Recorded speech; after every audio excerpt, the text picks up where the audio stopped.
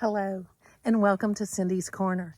Today, boys and girls, we're live here with our friends, the elephants. And this is Bonnie, and our book today is Little Elephant's Trunk. If you have this book, go get it so you can follow along. You won't follow, you'll be watching the elephant. Yeah, isn't that cool?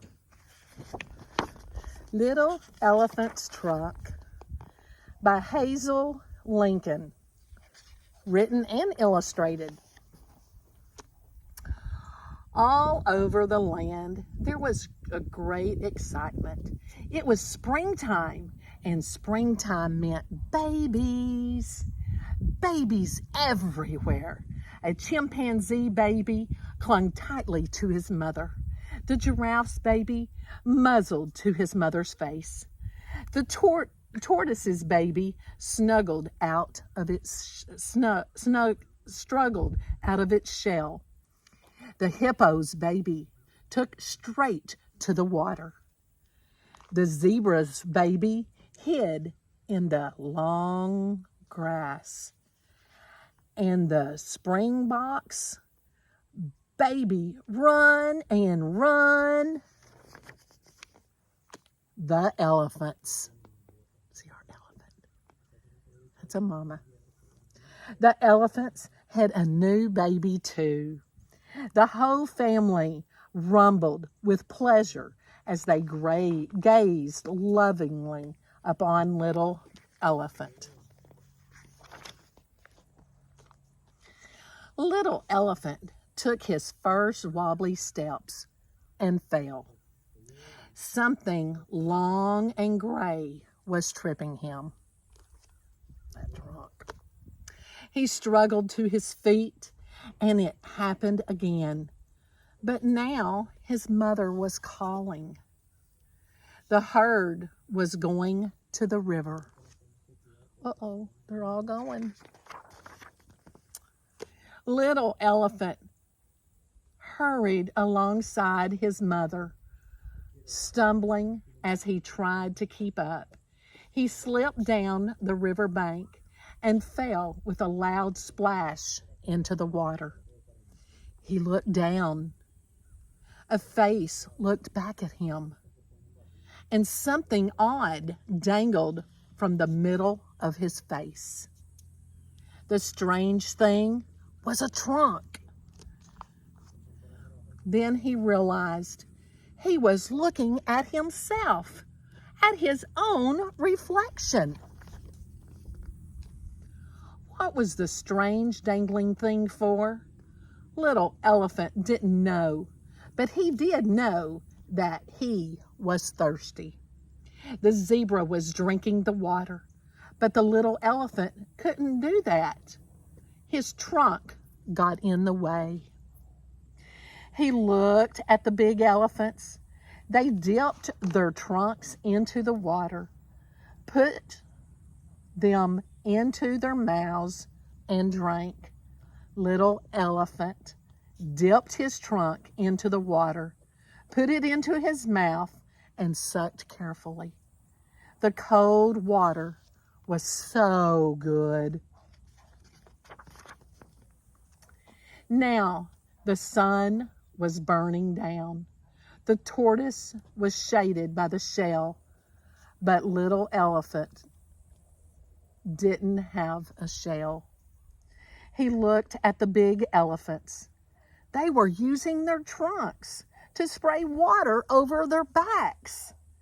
This looked fun.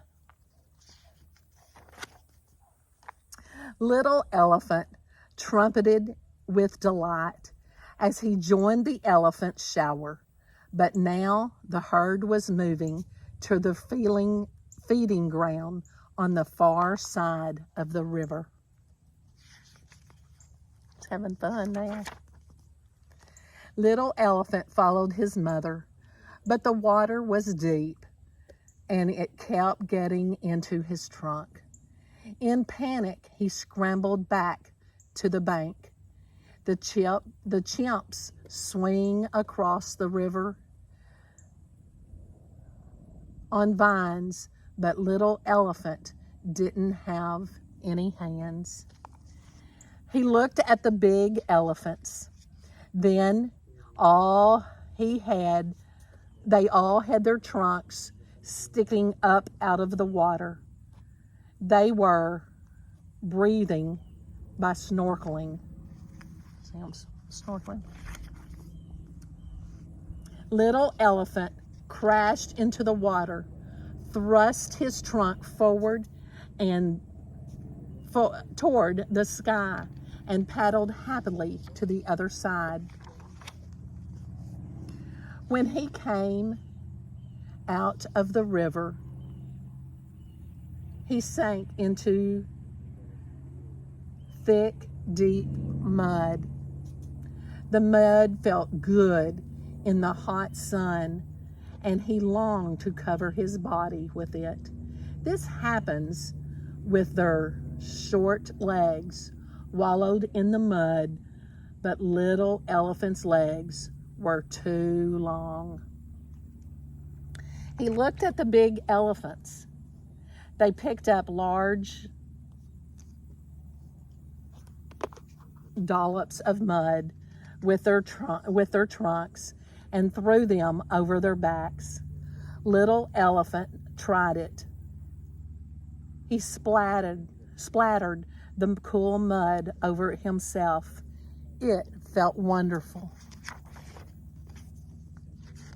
The herd was on the move again, pushing their way through the tall, long grass. The grass was so high that little elephant couldn't see where he was going. He was afraid that he would lose his mother. The springboks leaped over the grass with their graceful legs as they followed their mothers. But little elephant's legs were thick and heavy. They were not made for jumping. He looked at the big elephants. They walked in a long line with grandmother in the lead. Using its trunk, each elephant held the tail of the one in front. Quickly, little elephant lifted his trunk and grasped his mother's tail. Now he felt safe. At last, the elephants reached the feeding ground. Little elephant spotted some juicy-looking leaves, but they were just out of reach. The giraffes, with their long necks, nibbled delicately at the leaves, but little elephant's neck was too short. He looked at the big elephants. They curled their trunks around the leaves, tore them off, and then put them in their mouths.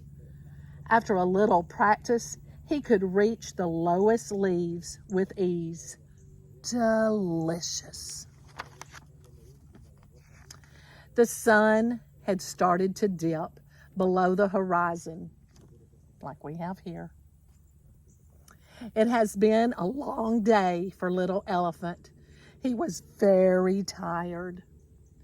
He snuggled up close to his mother and felt something gently stroking him. It was her trunk. He curled his trunk around his mother's. What a very useful thing a trunk is, after all, thought little elephant. He didn't know what his trunk was. Figured it out pretty quick, didn't he? Yeah. So they had to learn, just like we do. What is something you learned how to use that you weren't sure you knew what to do? When you learned to walk, what did you do? Were you crawling, or did you just start walking when you were born? Tell me, have you seen an elephant? Yeah. Hope you enjoyed Cindy's Corner. Make sure you tell your friends, give it a thumbs up, and make sure you subscribe. You don't want to miss what's coming up live in the morning. This is Tuesday, September the 26th, 9 o'clock, live. Have a great day.